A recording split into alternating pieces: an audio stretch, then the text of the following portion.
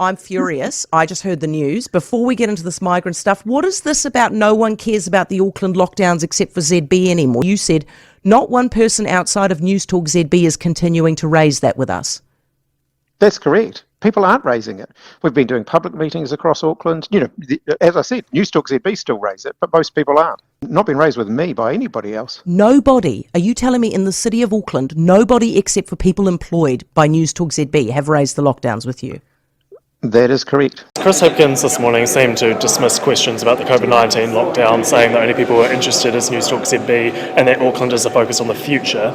Is that fair for him to say? No, many Aucklanders bear those scars, and I know some of them.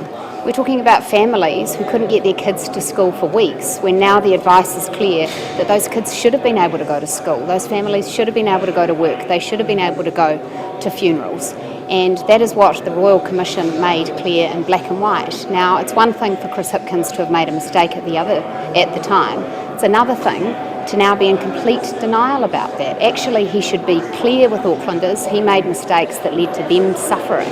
And to dismiss that as something that's only the concern of the fringe shows a complete lack of understanding what everyday Aucklanders think and have experienced. I can tell you, many Aucklanders still bear a grudge about the last government's decisions when it came to locking them down for too long. I think it was very clear to many people living in Auckland that they were still being locked down in a way that wasn't needed for health reasons. It went on for a long time, and many people bear the scars. I had to live through the crap you put me through.